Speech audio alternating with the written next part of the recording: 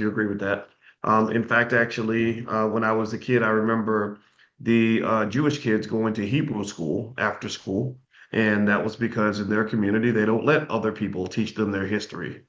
They don't let other people teach them their values. They don't let other people control their culture. So, just to reiterate and remind us, we know, and I hope you agree with me, that it's absolutely insane for us to believe that white people should be telling us what to think and what to believe about ourselves. And I know that it's kind of scary to say the word white people. You know, we kind of get nervous when Massa hears us talking, but I'm not scared, and I believe you shouldn't be scared either because you should never be afraid of the truth. You should never fear the truth. All right, so let's get started here.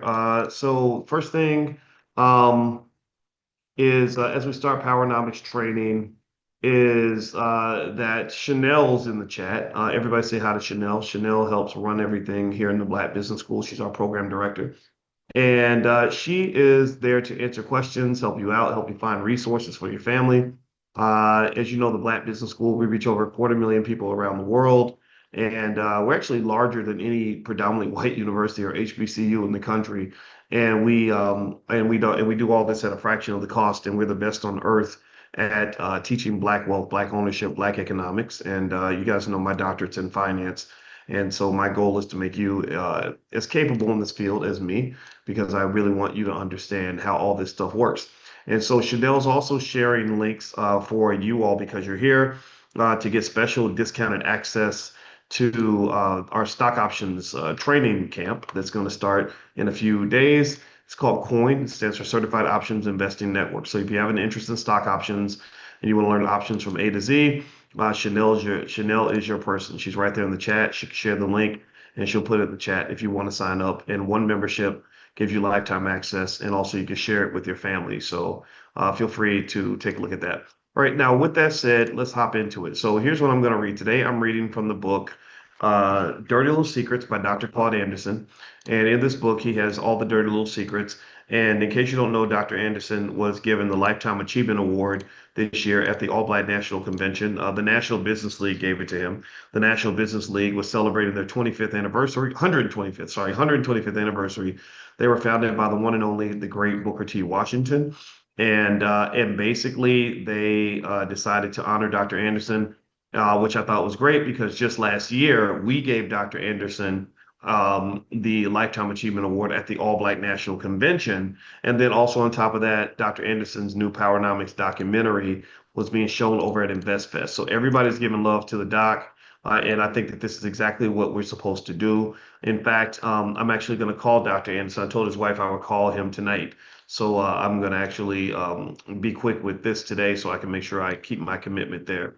And so he's very appreciative. He wants me to send his love and his regards. And he's getting better. He's working to get better. You know, it's a rough road. You get a little older, things change, and but he's always here, and I'm keeping him posted on everything that we're doing because we are moving the culture. Okay. All right. Now, here's what I want you to do. This book is called Dirty Little Secrets. You can get a copy of this book at powernomics.com, and on page 46, I'm going to read about Willie Lynch. Okay. And I'm going to actually start off before I read the Willie Lynch speech. I'm going to actually read these words that actually came from a slave. And this is what Dr. Anderson put in his book in terms of the words of a slave, asking, what are we slaving for? And I think this is an appropriate question for all of us to ask as Black people. What are you slaving for? When you go to that corporate plantation, what are you slaving for? When you spend all your money on consumer items, what are you slaving for? Right? When you're following the crowd and following false leaders who lie to you and give you bad information, what are you slaving for? Like, what are you slaving for? What's worth? I mean, there ain't no wrong with slaving a little bit. I mean, I'm a slave, but I'm a slave to my family. I'm a slave to my goals and dreams. I'm a slave to be a better man, right? So what are you slaving for? I'm a slave to build wealth.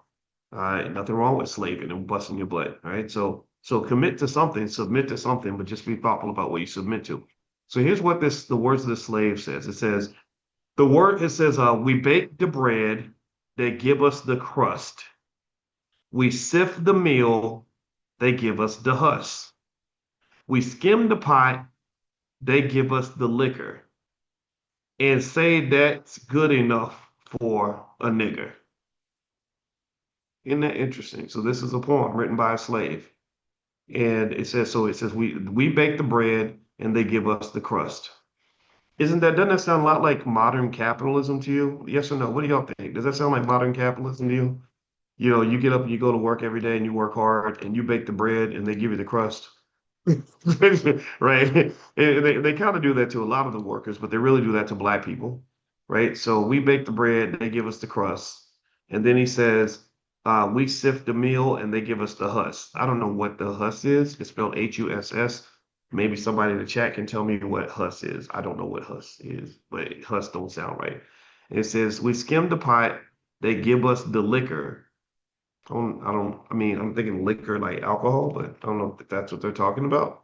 But liquor is dangerous, by the way. It causes cancer, dementia, and bad decisions. So thank God young people are drinking less liquor. Okay, is it husk? Maybe husk from a cornstalk. That's a good one. Okay, thank you, Shauna. Maybe. Okay, wait, husk part from wheat. Okay, so it says Joan. Okay, so we got some smart people in here. Corn husk. Okay, look, be quiet. Like Nebraska corn huskers. Okay, pot liquor. Man, you are so smart. Thank you. Educate me, please. It can make liquor. Okay, so we skim the pot and they give us the liquor. Okay, I'm gonna read it again, and I'm gonna read it as a more educated black man. I'm feeling mighty proud right now, so please allow me to read it again with more understanding because I've been able to crowdsource some intelligence. Thank you so much. Um, this is a word from a slave. I'm reading one more time because I think we should think deeply about what our ancestors said, right? We got to think deeply about what they want us to know about their experience, right? This is partly spiritual, partly intellectual. We bake the bread, they give us the crust. We know what that means. We sift the meal, they give us the husk. We skim the pot, they give us the liquor, and say that's good enough for a nigger. Isn't that interesting? I mean, what I'm really picking up from this is it's sort of talking about the way Black people are perceived in terms of what is not good enough for you, what you should expect. And I would dare say, give me a yes if you agree. I would dare say that it's almost as if we are okay. We've come to accept low expectations for ourselves. Would you agree with that? I mean, I want to think about this in a couple of areas. Tell me if you agree with that, right? Has anybody heard of that study where they say that that doctors and stuff believe Black people feel less pain than white people? That they shouldn't expect the same degree of pain relief that white people expect? That and that was why the so-called father of modern gynecology used to do these horrible experiments with black women because he said, well, it's okay, they don't feel pain. So, if it was a white woman, we'd have to think about these procedures because we just cut open her vagina without with a scalpel, with a dirty scalpel with no anesthesia, right? But she's black, so they're going to be all right? Education. Look at what they do to kids in school. A lot of our kids are cursed by low expectations because they say, well, and I can tell you a real life example. Real life example. There was a young lady I used to mentor, and I met with her teachers because I was concerned about her performance in school. And I remember they told me, they said, it's okay. She's doing great. You don't have anything to worry about. So I said, okay. They showed me her grade point average. It was like 3.7. And do you know that at the age of 16 or 17, this girl could not read? I just assumed that if you had a 3.7 grade point average as a 16, 17-year-old, that you would be able to read. And it wasn't until later that somebody brought it to my attention. They said, I heard her read. She can't read that well. She can't read. She reads like a third grader. So that again, low expectations. It's good enough for a nigga, right? What else would I say? I would say also, here's another thing that I think is interesting, right? I see this debate happening right now because there's like a conversation about sending the National Guard to certain cities to stop the crime, right? And I'm not here to tell you what you should think about any of that. I know that's a controversial topic, so I'm gonna be real careful when I talk about it. But when someone asked me about it, I said, well, there are killings. Like there are people getting killed in Chicago, lots of them. Chicago's a little wild. If you know anything about the city, there's a lot of crazy stuff going on. And I know black people who are like, yeah, please, somebody help. And someone says, no, but crime dropped in Chicago. The killings have dropped in Chicago. And I say, okay, I hear that, but there's still a lot of killing that's happening. And I don't really know. And they said, yeah, yeah, yeah, but everybody kills. You know, white people kill, and black on black crime doesn't exist. And I say, yeah, but I'm gonna be honest with you. I don't think I can find a white neighborhood where you got a bunch of 12-year-olds walking around with switchers and AK-47s. And I just don't. I don't know. Tell me if you can find that neighborhood. And then they say, no, no, no, it's about wealth. Like if you live in the wealthy neighborhood, you're safe. And I'm like, yeah, I agree with that.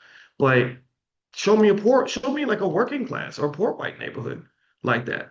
I don't know a lot of those. Maybe they exist. Maybe there's plenty of white neighborhoods around America where white kids are getting shot down every day, right? And if that neighborhood exists, I'd like to know where that place is, right? So I can be corrected. But I think that when you deny a problem, it concerns me because when they say, like, hey, we don't want anybody to address this issue, and we don't want you to address it because you're a Republican, that concerns me because you're kind of saying there's nothing to see here. You know, dead black people all laid out in the street, nothing to see here, nothing happening here. Our Negroes are fine. And that bothers me because I dare say, tell me if you would agree with me. If you look at the number of homicides in places like Chicago, if white people were getting killed at the same rate, do you think that America would make it a higher priority? What do you think? Yes or no? Do you think that they're more likely to ignore homicides if the victim is black? Yes or no? Yeah, I say yes. I think they are more likely to ignore it. And I saw this firsthand. My best friend, Greg Wilkins, in Louisville, Kentucky, he lived in downtown Louisville, same area where Breonna Taylor lived. And he got shot in the head by some drug dealers that broke into his house looking for money because I think he had I think his girlfriend's relative was maybe doing some stuff he shouldn't have been doing. I'm not sure, but it wasn't him. It wasn't directed toward him. And they shot him in the head in front of his daughter. I still talk to his daughter to this day, and and he was my best friend. And I remember when he got killed, I was just torn apart. I was heartbroken. And that same week, a white woman from the suburbs went to her job at a bank, and she got killed on her way to her job at the bank. With two tragedies, two homicides, two parents, both murdered on the same day. Which homicide do you think got the most attention in the local media? I want you to guess. There was a candlelight vigil. Who do you think got the candlelight vigil? The black man or the white woman? Oh, the local news offered a $25,000 reward because we have to find this killer by any means. Do you think that they issued the reward for the black woman, the white woman, or the black man? Right? So this was when I was in my 20s, and this is when I became aware of just like when you talk about a term like Black Lives Matter, that was when that sort of hit my consciousness. I said, "Oh my God, this is insane. They act like my friend didn't even exist, and like this white woman is Jesus or something." Right? So when I read this poem, and it says, "We bake the bread, they give us the crust. We sift the meal, they give us the husk. We skim the pot, they give us the liquor. And they say that's good enough for a nigger." I think that that's kind of the standard in the sense that it's like, okay, for black people, what they go through just it doesn't matter as much as what white people go through. Like where Michael Jackson says they don't really care about us. Um, that's bad enough. That's been proven. I think we would agree on that. Would you agree that Michael was right? They don't really care about us. How many of you all would agree? And then Kendrick Lamar says they not like us, and then Michael said they don't really care about us. Would you agree with that? Would you agree that they don't really care? Democrat, Republican, they don't really care about us. Would you agree with that? Okay. And I would say that that's already true, but that's not the biggest crime. The biggest crime is not that they don't care about us. The biggest crime is that I don't know if we care about us. I don't know if we care about us. I think that we get a lot of our cues from white people in terms of what we should care about. Really, right? So I just would say that's something to think about. All right. So let me read a little further. I'm on page 46 of Dr. Claude Anderson's book called Dirty Little Secrets. His book is at powernomics.com. And by the way, Chanel's in the chat. And Chanel, feel free to share that link again if you want to. For those who want to join the stock options class, there's a special discount code you can use. And we're going to get started, I think, in a week or two or something like that. So feel free to join us for that. It's 12 weeks long. So we just go through everything related to options, and you can bring your whole family, and the material is yours for life. All right, so let me read the infamous Willie Lynch speech. It says here, Dr. Anderson says, Willie Lynch was an expert at seasoning black slaves and lived in Jamaica. So they have to season the slaves. That means they have to break them down and teach them how to be good slaves. A lot of y'all thank goodness, I'm proud to say that most of y'all are not fit for slavery. That's good. Just know that's going to get you in trouble. That'll get you in trouble. Hanging out with me will get you in trouble. Whenever I go speak for a corporation or something, I say, hey, don't let my time on the faculty at Syracuse fool you. Like hanging out with me will get you fired. So don't hang out with me unless you're really about that life, because you're gonna have some problems. Because I got some truth to tell. So and I know how to pay my bills without a job. So don't listen to me. I'm not the guy. It's like you've had those women that are married and they get like relationship advice from their single girlfriends. It's like, no, I'm the single guy. I'm not gonna give you good marital advice. Like I can't teach you how to marry white people because I'm not. I'm independent, right? So if you're stuck on the plantation, you need to talk to other people about how to survive in that space. I can't tell you how to do that, but what I can tell you how to do is how to survive outside of that space, because I think that that's where we're healthiest and safest. So anyway, with that said, there's a seasoning that does occur. Capitalism does it. White supremacy does it. Racism does it. For example, just training you to be a consumer, keeping you poorly educated in the areas that matter, and making sure that you remain financially desperate. That's their process for seasoning you for capitalist slavery. They season you for slavery, just like Willie Lynch, by making sure that you never learn financial literacy at a high enough level to compete with the wealthy people and bankers, that you never learn how to start your own business so that you'll just look for a job instead of creating one, that you'll never have financial security so that you'll always have to come back to work. If you don't believe me, look at the pandemic. After the pandemic, the number one problem they had is that when people had a taste of freedom, they did not want to go back to their jobs.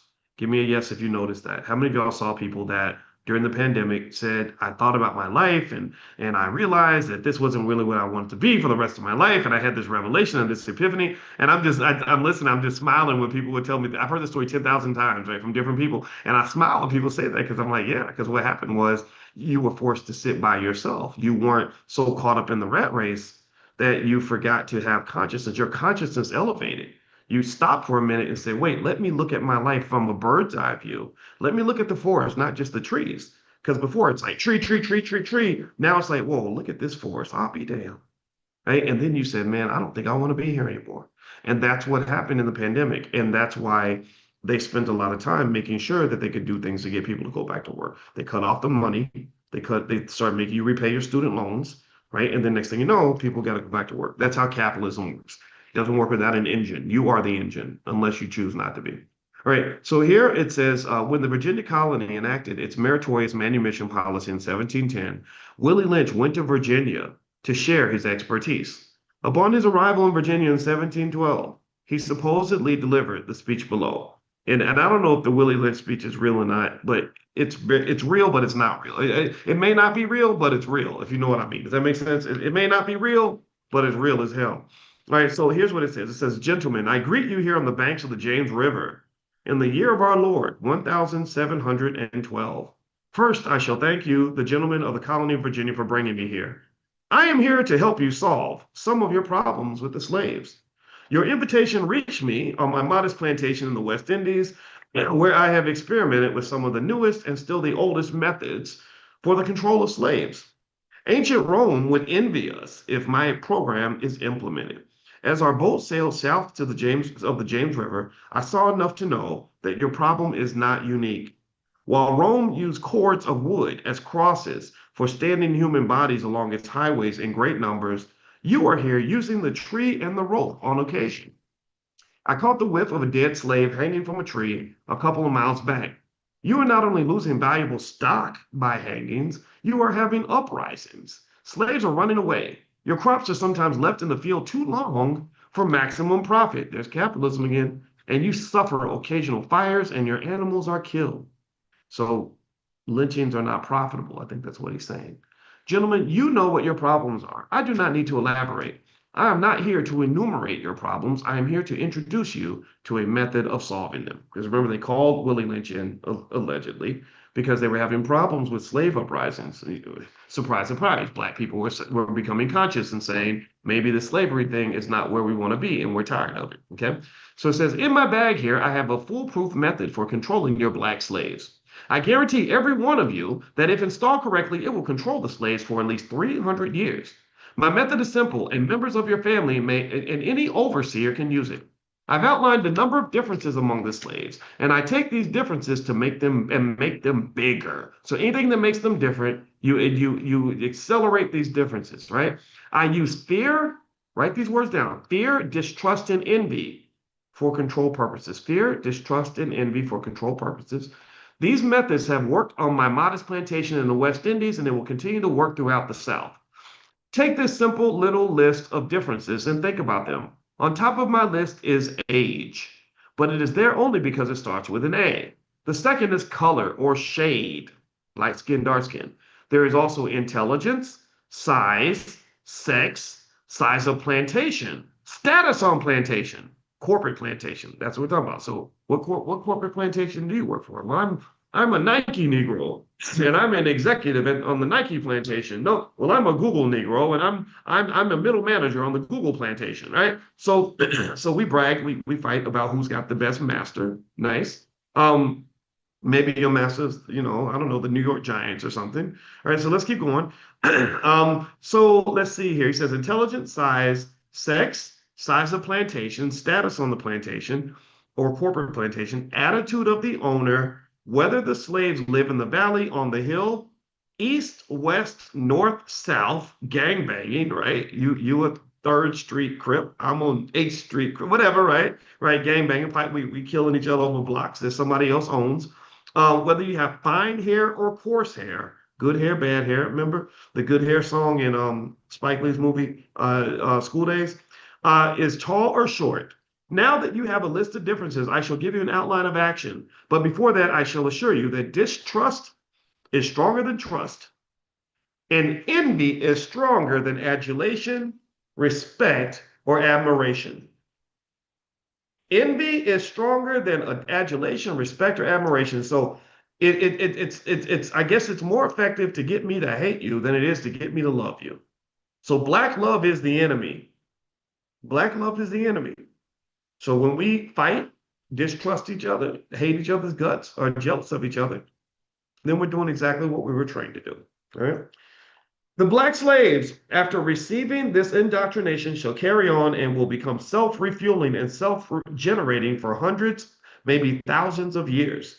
Don't forget, you must pitch the old black versus the young black male, and the young black male versus the old black male. You must use dark-skinned slaves versus the light-skinned slaves, and the light-skinned slaves versus the dark.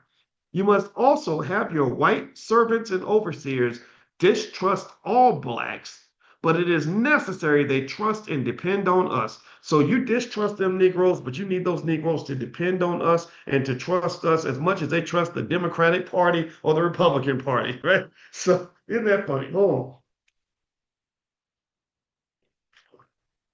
I gotta get hydrated to keep reading this. Let's see here. You must also have your white servants and overseers distrust all blacks, but it is necessary they trust and depend on us. They must love, respect, and trust only us. Like the way you love to spend money at the white businesses, but you don't believe the black businesses should even exist. I can't tell you how often I've been called a scammer because I created the Black Business School. Like I kid you not, I've had people say you're scamming, and I say, what does that mean? And they would say, because you have classes and people, you're asking people to pay money to take your class. I said, you do know that it costs $100,000 a year to attend Syracuse University where I was on the faculty. And you do know that to run a business, you have to sell a product. You have to make money to keep the business functional. You do understand that. But there are people who simply believe that black businesses have no right to exist. But they never question a white business's right to exist. You didn't question the liquor store that you just gave your money to. You didn't question Target and Walmart when you were giving money to them. You didn't question the University of Alabama when you went $100,000 in debt to get that worthless college degree. You didn't question any of those other institutions, but you questioned a black one, run by a black man who has a legitimate PhD that you can actually look up on the internet. It's not, I don't hide from that. I want you to, if you want to go read my dissertation, it's right there. So my point is to say that that this is what we're dealing with. We have people that it relates to the previous statement about expectations. We don't expect the black man to be running anything. We expect the black man to work for the white man. And all of us are affected by this. All of us. When I met my mentor, Dr. Tommy Whitler, he's on the faculty at DePaul University. I was 19 years old. And I went to his office because I was going to join this group for students with good GPAs or whatever. And he was the faculty advisor for this group. And he walked out of the office. And I remember I looked at him. I said, "Why are you coming out of the professor's office?" I thought he was the janitor. I was 19. I didn't know. I'd never seen a black college professor before. And then he said, "I'm Dr. Whitler." And I remember thinking, "What? You what? Huh?" And then after that, I was happy about it. But at first, I was just kind of like, "Wait, this doesn't make sense." So really, subconsciously, the subconscious mind becomes your biggest enemy, and their goal is to program the subconscious mind through repetition. And so my hope is that we can reprogram our subconscious mind through repetition. That's why I teach you every single day. We could be meeting once a month or every blue moon. I said, no, if we're going to be good at this economic thing, we need to drill to the subconscious, and we need to talk about this every single day, like training, just like getting in shape, just like training for the Olympics. So let's keep going. So he says here, so he says that basically, after receiving this indoctrination, the slaves will become self-refueling and self-regenerating for hundreds, maybe thousands of years. He says you must use the dark-skinned slaves versus the light skin versus dark. You must also have your white servants and overseers distrust all blacks, but make sure black people depend on us and trust us. He says, gentlemen, these kits are your control. Use them. Have your wives and children use them. Never miss an opportunity. My plan is guaranteed, and the good thing about this plan is that if used intensely for 1 year, the slaves themselves will remain perpetually distrustful. Thank you, gentlemen. Willie Lynch, 1712. So here's what I want you to understand the core objective of the B1 philosophy. B1, what does B1 stand for? Put it in the chat. B1 stands for, it's two words. What does it mean? Write it in the chat. Write it in the chat. B1 means black first. Black first means you put your blackness and what you have in common ahead of all the things that are there to divide you. If I'm a Democrat and you're a Republican, yeah, we're not going to agree on that, but we're both black. If you're a black Republican who cares about black people and I'm a black Democrat who cares about black people, then at least we have something to talk about. There can be healthy conversations between black Democrats and black Republicans if you stop believing that my ideas have to compete with your ideas. Stop believing that my perspective must annihilate your perspective. Stop believing that I have to replace what you believe, and instead, I can believe what I believe, and it supplements what you believe. You say, I think that we should make sure that LGBT populations are treated with dignity and respect. And then I say, well, also we need to have nuclear families and, whatever, right? Like I kind of think that there's room for in fact, I know that there's room for these conversations because if all of us learn to do what therapists can teach you to do, the biggest thing therapists taught me was the importance of listening. You got a whole lot of people out here talking, but ain't nobody doing no listening. And if you just listen to people and make sure that they are heard, then what they call that in therapy is they call that like allowing yourself to be influenced. And then what they'll do is they'll reciprocate.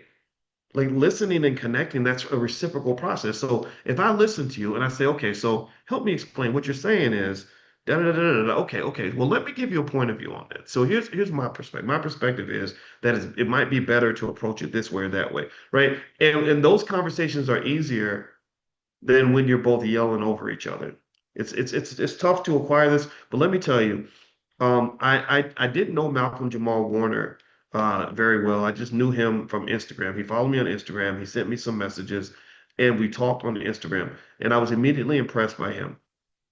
What impressed me about Malcolm Jamal Warner was I apparently said something that he disagreed with. I could tell. But he didn't do what a lot of people do. A lot of people say, you're wrong, you're crazy, what's wrong with you? What you said was stupid. You know what he said? he came and said, "Hey, brother, you said something that confused me a little bit, and I'd like to understand it. So you know, what did you mean when you said da da da da da?" And I thought that was great. I said, okay, this is an intelligent guy. This is a thinker because that's really the best way to approach things, right? So black first, let's go back to B1. Black first means, okay, I'm a man, you're a woman. You have a perspective, I have mine. Let's learn from each other. Black first means, yeah, maybe I'm rich and you're poor. You can explain to me what it's like to be poor. I can tell you how to get rich, whatever it is, right?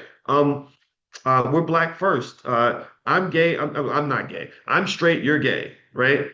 Okay. I want to understand, your experience as a gay man. Um, who you sleep with ain't got nothing to do with me, right? Like I'm not sleeping with you, you're not sleeping with me. So let me listen. So I would encourage everybody who's listening, and I hope it's okay if I share it this way. If you learn to listen to people, you connect with them better.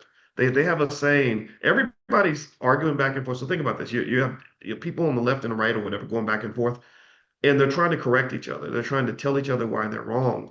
And I get it. When elections happen, everybody votes for the candidate and the winner emerges and all this. But there is a saying, I heard this from Pastor Kevin Cosby at St. Stephen's Church.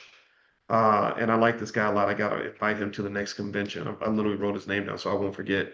And he said, before you correct, you must connect. And that means that I'm not really going to take correction from somebody who doesn't give a damn about what I have to say. And some of y'all can use that advice in your own relationships. When you get in those attack defend cycles of an argument where you're so busy trying to tell somebody what you think that you don't even take a second to truly and honestly process what they just said to you. And if everybody, I agree with you, Mia, if everybody understood that, the world will be a much better place. Disagreeing doesn't mean you have to be disagreeable. Disagreeing does not mean you have to fight. If you really optimize, disagreement is your best opportunity for growth, actually, because you're literally hearing a point of view that's completely different from your own. You already know what you think. Why are you wasting your time regurgitating? Think about this. You're talking to a guy that I haven't, by the time I was 26, I had more education in finance than 99% of the population. I'd been teaching college students for 4 years when I was 26 years old. I'm more than twice that age now. I know a lot of shit. I got a lot of crap in my brain. I've been reading books and journal articles and writing research papers for many years. So if I wanted to sit around and just constantly tell you what I think all the time, I can do that. I'm always having thoughts about everything. And I do that when I'm doing this kind of podcasting or teaching a class or something. But if you ever meet me in person, I hope you'll notice. I hope I'm a listen. I hope I show you what I am trying to do. I want to listen. I want to learn. I want to hear your perspective. I want to hear your story. I want to take an interest in you. Because you know what I think. You've listened to me. You've honored me by listening to me. The least I can do is do my best to listen and understand you. That's what reciprocity looks like. And I don't know why this is so complex. I don't know why people think that that's corny. I don't think it's corny. I think it works. So B1 means just don't be an asshole. B1 means black first. Like, okay, before I find all the things I disagree with you on, let's find something we can rally on. Let's find something we can agree on so we can build on that as opposed to engaging in the worthless act of us going back and forth with each other. All right, so let's read this. This is page 48 of Dirty Little Secrets by Dr. Claude Anderson. His website is powernomics.com. Oh, we'll go make it rain on his site. Go buy books for the kids in the neighborhood, whatever. Like, just give them away. If you got extra money, go buy some books and just give them away. All right, and it says here, what was an indentured servant? So it says here, blacks in bondage were called slaves, while bonded whites were called indentured servants. Servants were termed indentured because their contract was indented or folded along an irregular line and torn in two. Master and servant each kept one half as a receipt until the termination date. So you make a contract, rip it in half, you take half, I take half. So we're now indentured. Isn't that interesting? Almost like a type of marriage. Typically, indentured servant contracts were for 4 to 7 years. At the completion of the contract period, the indentured party received pay, clothing, livestock, land, farming, tools, and a weapon. So after the indentured servant was free, they gave him stuff to support his freedom. In particular, money, clothing, livestock, land, farming tools, and a weapon. A slave's bonded status, but a slave, their bonded status was for life, his and all future offspring. So that means you're a slave, and all of your children and your children's children, your children's children's children are going to be slaves. Okay. When black slaves were emancipated in the 1860s, they were set free, poor, landless, ignorant, weaponless, homeless, and naked. The various levels of government expressed no appreciation for the contributions of black people in building the nation, nor did they issue an apology for what they had done to blacks. So by now, we should all understand that if you're in America and you have freedom, but you ain't got nothing, are you really free?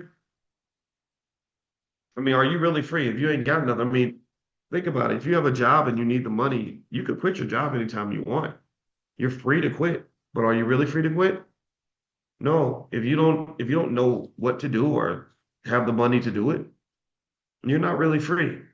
So that's an illusion of freedom. I tell you, yeah, you can do whatever you want, but any options that you may have, I make sure that you don't have those options because you're not prepared to exercise them anyway. So this is why black education is better than white education thrust on black people, because that second type of education is not built on freedom. It's built on connecting you to a system that's going to decide how free you're going to be. I think black education should be built on saying, how do you get out of here if you have to? What do you do if they cut the DEI program at your job and decide to fire all the black people? What do you do if there's no opportunities out here? What if you do? What do you do if you need financial security? What do you do if you want a raise? Do you wait for your boss to decide to give you a raise? Do you create a raise for yourself? People who understand wealth know how to do these things. So this is why understanding wealth is incredibly important. So here's what Dr. Anderson also says. In the next section, he says, slaves marketed on easy terms. African slaves were typically purchased at auction houses in the slave markets of major urban ports, such as the District of Columbia, Charleston, New Orleans, Hampton, and Savannah. For those who rarely left the rural areas of the country, slave wagons traveled the back roads, hawking their slave wares at bargain prices. But unlike large auction houses, they did not guarantee their goods, quote unquote goods. For those who did not have access to an auction house or roving slave wagons, there was always the mail order route. So you could order black people by mail, okay? An interested slave buyer could order by mail, specifying the size, sex, and even the tribe of the African slave he wished to purchase. Who knew that? Give me a yes if you're like me and your public school never taught you this. Did y'all know you could order slaves by mail? Like we were like the original mail order Negroes? Did anybody know this? I did not. I never heard this before. This is crazy. So they could literally order slaves by mail, specify the size of the slave, the sex of the slave, and the tribe. That's insane. Um, Many mail order houses allowed slaves to be bought for a small down payment, like a car, and a reasonable payment terms of 3, 6, or 9 or 12 months. Needless to say, slaves that were damaged after purchase could not be returned to the auction house, slave wagons, mail order centers for monies back. So if you got your slave and the slave got damaged, whatever that means, you could not return them and get your money back. So there's no money back guarantee on any Negroes that you want to purchase through mail order. How convenient. Okay, now this section says Arabs, the chief slave traders, for the purpose of spreading the Islamic religion and taking the mineral wealth of Black African nations, the Arabs began enslavement of sub-Saharan Blacks in the mid 700s AD. After nearly 13 centuries, that's 1,300 years, selling on an average of 1 million Blacks every 100 years, one can estimate that Arab slave traders enslaved and financially profited from the sale of more than 13 million African Blacks. In July 1994, several Arab diplomats and other spokespersons disavowed a Washington Post article that Arabs are still trading in Black slaves in Mauritania, Ethiopia, and Sudan. The national press was challenged to prove that slavery still existed in those countries.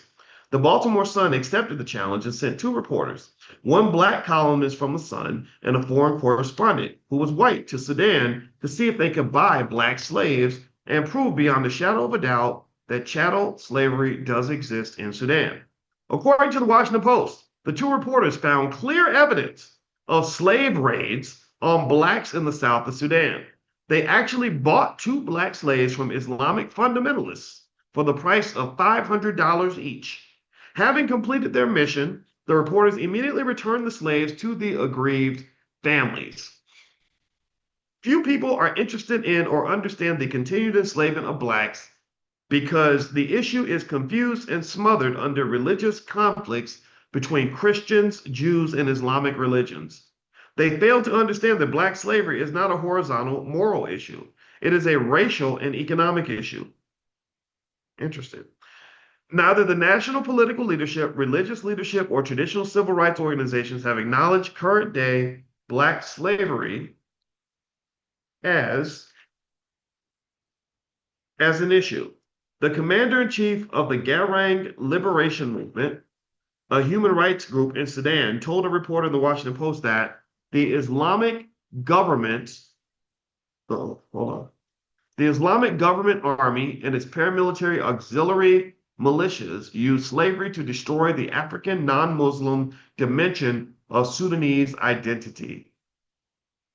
Obviously, as long as blacks remain divided along the lines of religion, political party, and class, they will forever be vulnerable to those who seek to enslave and exploit them.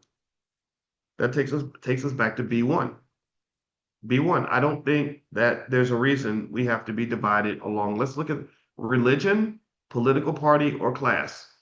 I guess I'm a Christian. I go to church sometimes, but I love the Nation of Islam, and I love other black people of any religion. The Hebrew Israelites, I don't care. Whatever your religion is, that's between you and God. Political party. I want to have friends that are Democrats, Republicans, Independents, and non-voters. I love you all if you love the black community, period. I'm not going to fight you over that. Class. Yeah, I'm not a broke Negro. I'm in my 50s. I'm a finance professor. I shouldn't be broke. But I have nothing against you if you are struggling. But if you want to improve, I'd love to help you. I just really think that one rule of unity, it doesn't mean that you can align on every issue. It just means you're gonna do your best to choose your battles. I think that's really it, right? Choose your battles wisely. Some of us are just trying to fight over any damn thing. We're trying to get mad at each other over everything. And I don't think that's necessary. But that's also where the mental health comes into play. Trauma will do that. Trauma will cause you to bite hands that are feeding you. And next thing you know, you have no support from anybody. Right? So let's read this. It says, trickster slave uses mother's wit. Okay, that's interesting. Being kept in a constant state of ignorance and deprivation because they were either slaves or second-class citizens left blacks little choice but to develop survival tactics that reflected the realities of their dilemma. They learned to use what was called mother wit to outsmart a more powerful and presumably more knowledgeable adversary. This tactic led to the image of the black trickster. Some of the clearest images of a trickster at work occurred during slavery. For example, Cato, a slave living in Philadelphia, Pennsylvania during the nation's Revolutionary War, knew that he was in for a beating. His master had given him a letter to be delivered to the local jailer, who also worked as a paid slave beater. Suspecting his master's intentions, Cato asked an illiterate fellow slave to deliver the letter to the jailer for him. Sure enough, the letter stated, "Mr. Jailer, please administer a dozen lashes to the back of the bearer of this letter for me." Although it was illegal to educate so I guess he gave the letter to another slave because he knew that, I guess, it's like when your grandma would tell you to go out back and get a switch. So you pick the biggest one so you can, that ain't right. Anyway, but yeah, so he was delivering the letter to the jailer because the jailer was supposed to beat him, which that's just rude. Although it was illegal to educate a slave, some became expert schemers. In this specific instance, Cato arranged to have done to another, what his master had planned to have done to him. Cato was no hero, just a survivalist. Okay, that's interesting. You never know. I mean, this book just has stories, and I don't know what topic Dr. Anderson is going to pick next. The book's called Dirty Little Secrets. It's at powernomics.com, so you can get copies for the kids. Here's one. This is a rent a slave ad. Okay. Good neighbors routinely shared slave labor with non-slave owners, as indicated in this ad from a Richmond newspaper. So you can rent a slave just like you can rent an apartment. It says, "Attention Negro owners. When your field work is completed for the season, I will feed and shelter 15 1/2 and 3/4 hands while they are idle in exchange for their labor to clear land for a period of 4 months or from the time you can spare any Negroes to me and you need them back." So you borrow black. So not only could you order Negroes through the mail, you could borrow them like a pound of sugar. "I will pay the owners a reasonable price for any accidental death or mutilation that may occur. So if I happen to accidentally kill one of your slaves or cut his testicles off or something, I will compensate you for that. Not him. I'll compensate you. And that may occur to one of the slaves while in my possession. I will be totally responsible for any runaways. They must be stout and obedient without the use of chains." So they have to be big and strong, but they have to be mentally enslaved. So they're going to obey what I tell them to do. "A mutual indenture in writing will be honored. To those willing to participate in the above venture inquiries to the above notice are invited." This is from August 20th, 1836. And this is it says subscriber Colonel John C. Ballard, residence Richmond, Virginia. Interesting. Okay. Now this says many facts. Okay, so Dr. Anderson has a few many facts about slavery. Before I move on, just a reminder, the All Black National Convention next year is going to be in Brooklyn. So if you want to lock in your spot now, you can get the early bird passes at a major discount by going to allblacknationalconvention.com. We sold out this year. We're going to sell out next year because we don't want to expand the size, even though the demand has expanded. And so it's a pretty cool space. It's an exclusive kind of space, and I think you're going to like it. So feel free to go to allblacknationalconvention.com. And also, and Chanel's putting the link in the chat. And then in addition to that, Chanel's put in the link for the options class if you want to learn stock options. All right, so here this says sex and sensibility. For some, the blacker the berry, the sweeter the juice. So it says here, these are many facts. Just half a century after the Mayflower, pilgrims landed on Massachusetts shores. The colony had lots of prostitutes, brothels, and venereal disease. As a matter of fact, Colonial Williamsburg, the capital of Virginia, had 3 of the biggest houses of ill repute of all the 13 colonies. So this colonel had he ran whorehouses. In 1662, a Virginia law defined the status of a child born from a black and a white union as being the same as the mother. So if a black person and a white person had a baby, then the child was the race of the mother. So I guess if a white woman had a black man's baby, it's a white baby. Okay, got it. Right. The status of the child, and of course, the black man probably get killed for that. The status of the child of a white mother and a white father was determined by the status of the father. What? Okay, I didn't get that, but yeah, let's keep going. In the mid 1700s, it was not unusual to see white women in the slave markets buying black slaves after carefully examining their genitals. Interesting, right? It's not funny, but okay. Black females were routinely purchased by white men as sexual playthings and breeders. So there was a lot of sexual exploitation that took place. Let me read it again. In the mid 1700s, it was not unusual to see white women in the slave markets buying black slaves after carefully examining their genitals. Black females were routinely purchased by white men as sexual playthings and breeders.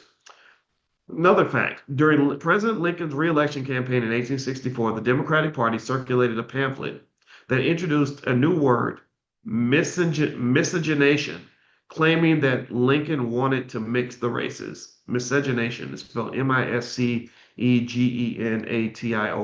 Okay, interesting. All right, so the criminalization of black sexuality. Maybe Shannon Sharp should read this part. Let's see here. It says, within 4 years after the first 20 Negroes arrived in Jamestown, Virginia in 1619, they were traded into servitude. A black female was charged with having sex with a white male. By 1623, she was a freed woman who could do anything except engage in sex with white men. Yet it was white males who were driving the practice of interracial sex. In some ways, it made sense for white men to look for sexual partners outside their race. Of the 1,209 white persons in the Virginia colony in 1623, white men outnumbered white women by 4 to 1. The few white women who did come to the colony to work as maids were quickly paired off with white men. The remaining white men often found black women a convenient and, in some cases, preferable. I know I prefer black women, so what about you? Black women are the most beautiful women on earth, so you can't hardly blame them for wanting a black woman, but you can blame them for taking what did not belong to them.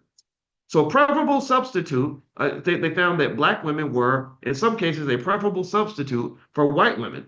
Despite the popularity of interracial pairing, many colonialists decreed it a violation of both God and man's law. Thanks to his penchant for seducing black women, Hugh Davis, a white colonist, caused the word Negro to be entered into the criminal codes of the colonies. Caught in the act, Davis was officially charged with abusing himself and defiling his body, not her body, by lying with a Negro woman. For committing a sexual act with a Negro woman, Davis was physically beaten before a group of black spectators and made to acknowledge his lustful and unlawful sin. However, public whipping and humiliation were to no avail. Interracial sex continued unabated, because once you go black, you never go back. The sexual linkage between black women, and white men have become a part of American culture. Interesting. Romance and this was interesting. These are these little facts that you just don't know. This is wild. Okay. Romance and the ruling class. For centuries, white male and black female sexual liaisons have been an expected and even accepted custom, a natural result of the power inequalities between the races and the sexes. White males had unlimited prerogative to use and often abuse black females for their own gratification, with or without permission from her or any member of her race. This is especially true during slavery, when black women had no way of resisting the advances of their owners. This inequitable and exploitative tradition continued long after slavery had been abolished. For white men, the miscegenation ritual became a symbol of white manhood and racial dominance. So they made this part of their culture, raping black women. So your 13-year-old son, he gets to a certain age and you want to introduce him to women, this kind of thing, right? Regardless of whether it resulted from force, consent, persuasion, rights of ownership, or even romance. Because the taboo nature of the subject, the meaning of the sexual relationship between black females and white males in the ruling class is still shrouded in mystery. Were the females generally taken against their will, or did black women indulge with white men for power and material benefits? Sounds like the TV show Scandal. Remember, she was the president's mistress in the show, and everybody just thought that was just so romantic. Let's keep going. All right. Thomas Jefferson's mistress, Black Sal. The best-known romance in the colonial period was between Thomas Jefferson and Sally Hemings, one of his black slaves. The romance began when Jefferson was in his 40s and ended when he was nearly 64 years of age. It is thought that Hemings bore 5 slave children for the president and author of the Declaration of Independence. Rumors of the affair did not go unnoticed by Jefferson's political enemies. His 1804 presidential campaign was bombarded with mudslinging gossip about his love life with various black mistresses and their mulatto offspring. Let's see, his Congo harem, as one detractor put it. Jefferson's opponents focused on his affairs with Hemings, whom he allegedly impregnated while he served as American envoy to Paris. At the time, the black slave was just 16 years old. In addition to the whispering campaigns about Jefferson and Hemings, one of the president's contemporaries put the tale of his love life to verse. So this is the poem. I'm going to read this. Of all the damsel on the green, on mountain or in valley, a lasso luscious never was seen as Monticellan Sally. And the chorus is Yankee Doodle, who's the noodle? What wife was so handy to breed a flow of slaves for stock, a black amours the dandy, like amour, like love. When pressed by load of state affairs, I seek to sport in daily. The sweetest solace of my cares is the lap of Sally. That's like 19th century poetry, I guess. Okay, let's keep going. Neither the allegations nor the verse stopped the immensely popular Jefferson from winning the election. Neither did they affect his behavior toward Hemings in particular and his slaves in general. The difficulty Jefferson's political opponents had in exploiting the issue were the result of Jefferson's distinct public images. He was perceived as a brilliant businessman, a statesman, consumed with a passion for public service, and a devoted, protective lover of his black concubine and mixed race children. Yet he was also reviewed as a ruthless slaveholder who was alleged to have sold two of his own daughters to a New Orleans slave auctioneer for pocket change.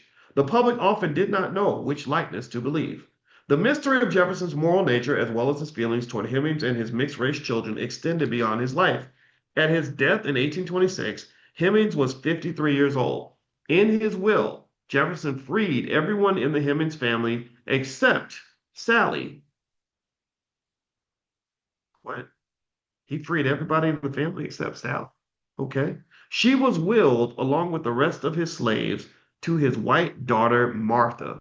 So he left Sally to his daughter. Okay. Some felt he kept Sally enslaved to protect her, to keep her out of the public eye after his death. Either way, Sally remained in bondage at the Jefferson estate in Monticello for several years until Martha Jefferson quietly set her free. Sally then joined her family, which was living in a small house across the Potomac River from Washington, D.C. At the age of 62 in 1835, she died there in obscurity. Mm, this is wow. This is heavy stuff. This is like that history that you never learned in school. Okay, so let's do the last one. This looks interesting. This is titled Washington Fathered the Country and dot dot dot question mark. This is page 57 of the book Dirty Little Secrets by Dr. Claude Anderson. You can get a copy at powernomics.com. And because we love Dr. Anderson, I hope you'll join me in buying books from his site. The Black Business School, we're proud to say we have purchased hundreds of thousands of dollars in books from Dr. Anderson. So we wanted to really support what he's doing with the Powernomics Corporation and the Harvest Institute. And in case you don't know, Dr. Anderson's been working on reparations lawsuits related to the I think it's is it the 1862 Indian Treaty, et cetera, for a really long time. And he gets very little support. People like Diddy would call him and say, "Oh, I love Powernomics," and Kanye West would say, "I love Powernomics," but they never did anything. They never actually supported anything. I found that to be a problem. But I give credit to Ice Cube. Ice Cube actually joined me. I asked him specifically, I said, I don't want any of your money, but I want us to support what Dr. Anderson is doing. So I wrote a check for 20,000. Ice Cube wrote a check for 20,000, and we bought a bunch of books from Dr. Anderson and we gave them away. And also, Charlemagne the God gets credit as well. He's one of the executive producers on the new documentary. I think it's called Powernomics by Justin Irvin. I got to reach out to Justin and maybe we can show it or screen it or something. I haven't talked to him in a little bit, but I was in it, and I think Charlemagne was in it.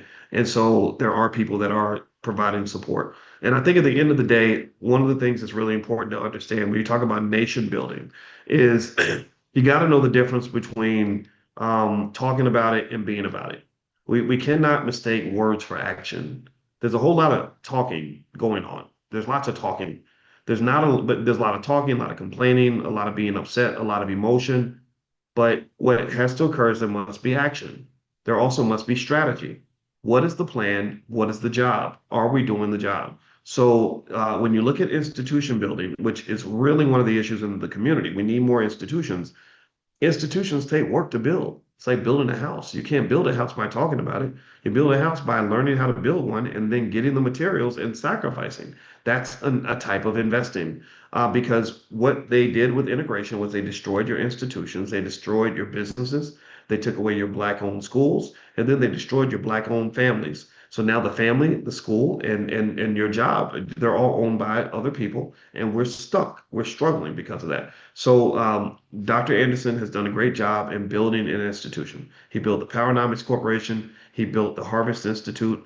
And I think these are things we should support. That's what I believe. I'm trying to build the Black Business School, right? I'm trying to build something like this guy behind me, Booker T. Washington. I think that is my picture of Booker T. To make it sure, like the National Business League. We partnered with the National Business League for the All Black National Convention. It was our 10th anniversary. It was their 125th anniversary. Dr. Ken Harris is their president, and they're doing an amazing job. We must build institutions. Your family is a freaking institution. Manage that thing. Learn the skills. If you're not sure what to do, go study what to do. You don't know how to be a husband the way you want to be? Study how to be a husband. Study how to be a wife. Study how to be a parent, how to be a child. Study how to have a family. Study how to build structure. That's what will make you great. In fact, last thing I'm gonna share on this is something that we teach the kids called Sturdy, the Sturdy model, building sturdy children. It's spelled Sterdy, Sterdy. The Sturdy model says that we want children that understand systems, technology, entrepreneurship, relationships, and delegation. The Y stands for youth. Why is that important? Why do we come up with the Sturdy model? Because kids that understand systems know how to scale things. They're not just looking for one job, they can create 1,000 jobs. Technology is the tool used for scale. So if you understand systems and technology, that's the difference between a person who gets a good job as an engineer versus a person who has a chance to be the Black Elon Musk. Elon Musk is just an engineer who scaled his business. So scale, scale, scale. Think big, think big, think big. Stop thinking like a Negro, start thinking like a winner. I don't want my children thinking like Negroes. I want them thinking like winners, right? So systems, technology, entrepreneurship. Entrepreneurship means that I can manifest the reality that I want. I become an economic god in my own space. Why? Well, because I have the ability to have a vision and see that vision come to reality. But because I spent time learning tools of entrepreneurship, I can develop that reality. I can conceive it. Do you understand? So systems, technology, entrepreneurship, just the STE will put you 10 miles ahead of everyone else. You should learn it. Your kids should learn it. It should be part of your family culture. What's the system? Are we mastering technology? AI is going to kill everybody's job. Are we paying attention, or are we waving our fans at the Carnival cruise? Which one is it? And then entrepreneurship allows you to go and make an investment, fill out an LLC form, plant a seed,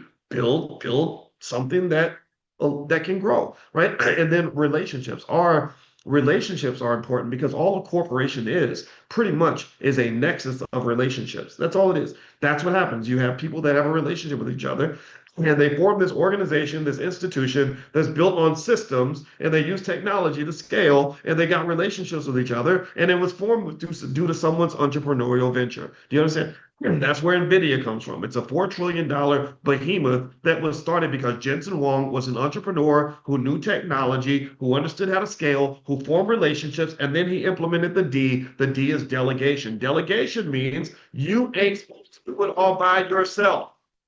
Delegation means you're supposed to form healthy relationships with other people within your system so that you can pass on some of the work. Right? Delegation means that your goal is not to quit your job and get off the plantation and then become this slavepreneur where you're just working 14 hours a day because you're trying to be the assistant and the marketing director and the CEO and the garbage cleaner and all these other things. No, delegation means that instead of working 70 hours a week, you learn how to work 7,000 hours a week. Right? That's because you're working smart. You're not just working hard. You already know how to work hard. You're Black. It's our DNA. Working smart is something that you can be trained on.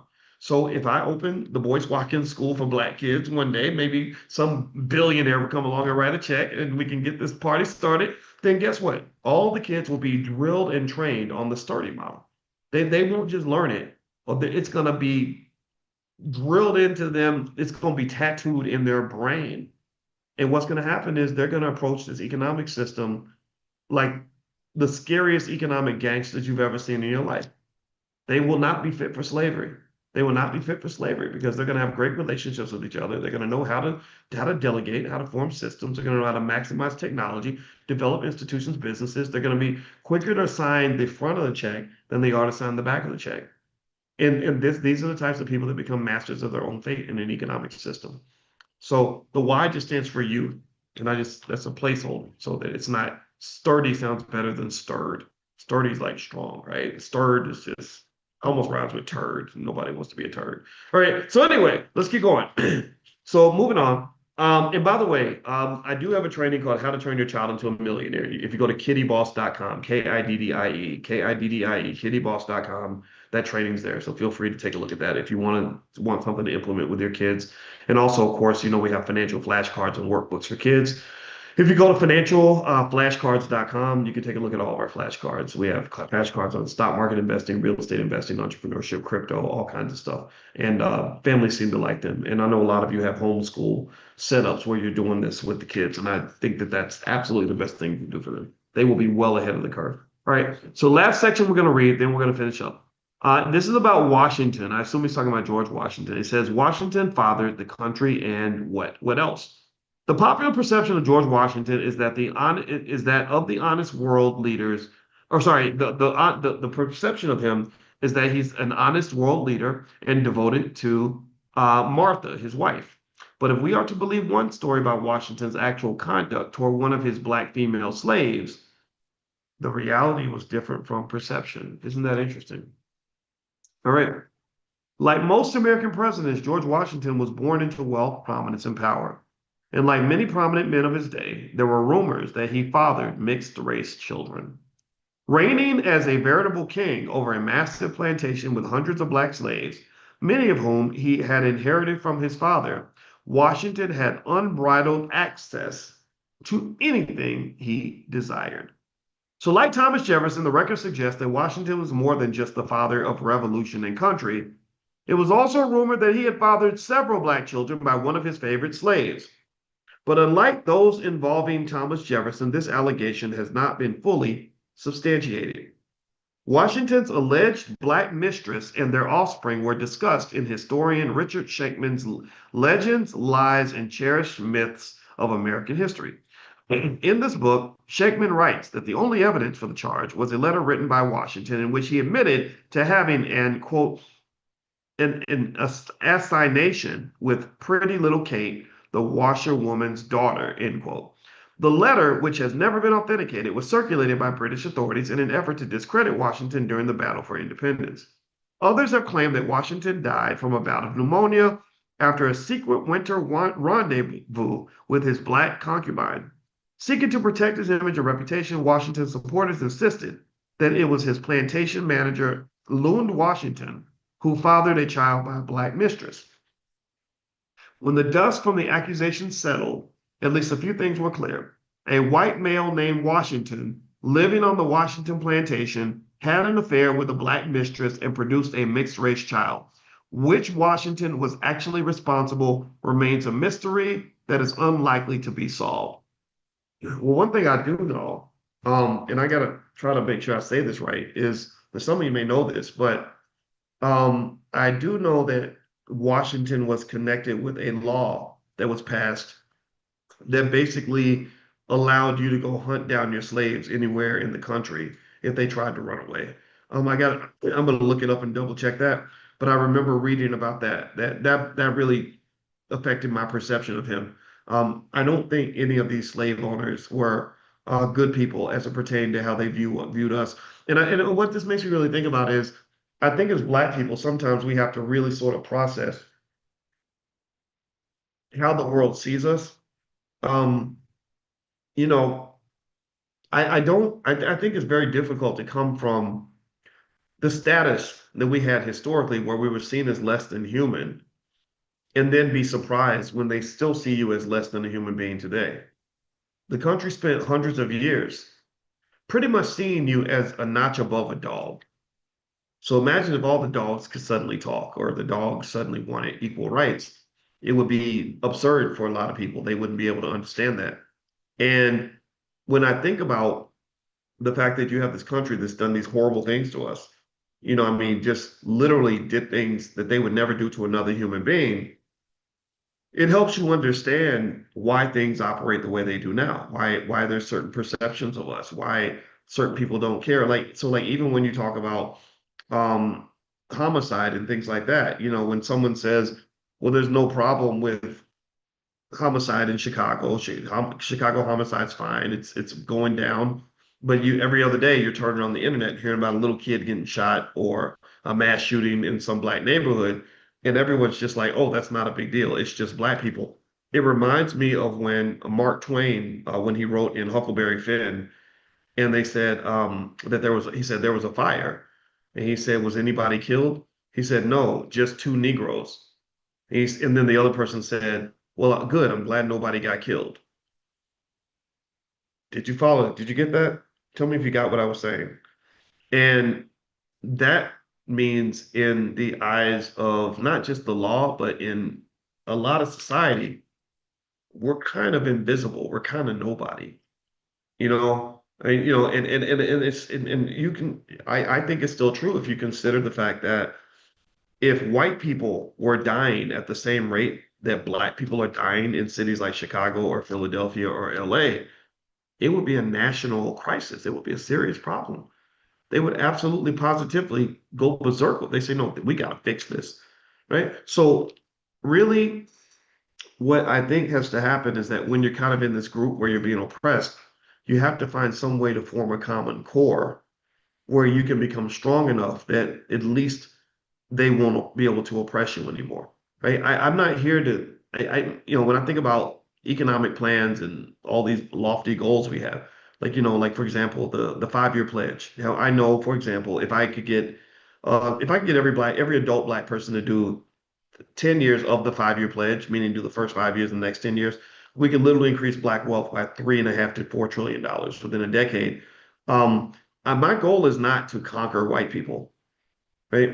But the goal that I think is more relevant and more serious is to end the conquering of black people, right? It's to just stop it. Just stop sort of having this setup where we're just walking right into the fire. So that's why I want you to become economically conscious and intelligent. And a lot of you are doing that. A lot of you, I'm really impressed. I hear all your stories. And when I met you at the convention, there were people literally showing me their Robinhood accounts and they had lots of money. Every single person that showed me their Robinhood account had over $100,000 in their account. Every one of them. And I was so proud. And like I'm gonna tell you that that's when my little I got a little selfish, my little ego kicked in. I'm like, yeah, we did that. But they literally every person, one lady's like, she showed me 136,000, another person had 188,000. And I was so proud because what I was seeing was freedom. I was seeing like, okay, you're doing this, you're getting it done, right? So a lot of getting it done, I think, really comes down to confidence, believing that you can do it, that you're supposed to do it, that you deserve to do it, and that you will do it, and then actually doing it, right? If you believe you deserve it, and you believe you can, and you believe you will, and then you believe you are, then you'll say, I did it. And that's what I want everybody to say. I want us to say, I did it. We did it. Okay. So I want you to go do it. Do it. Whatever doing it means for you. You got this. Okay. So ain't nothing a white man ever did that we can't do ourselves. There's nothing those other people are doing that we can't do, or nothing you can do for your child that I can't do for mine. So let's go get it. We got this. All right. So anyway, I'm gonna get out of here. Thank you, Chanel. Chanel's in the chat. If you have an interest in the stock options class, Coin, she's giving you a link. It's a special discount if you want to join. So feel free to join. You can bring your whole family. One membership is for the whole family. So feel free to take a look at that. And it's lifetime access. So once you get done, you can have it. You can teach it to your whole family, which I hope that you'll do. And then after that, the All Black National Convention, it's going to be in Brooklyn next year. I have to repeat myself a lot just to make sure everybody gets the message. And so you can go to allblacknationalconvention.com to lock in your passes. We'll have vendor passes available very soon if you want to be a vendor. And then also last but not least, if you want to take a look at our flashcards for kids, you can go to financialflashcards.com. That's financialflashcards.com. All right, guys. So have a good day. God bless you. Thank you so much for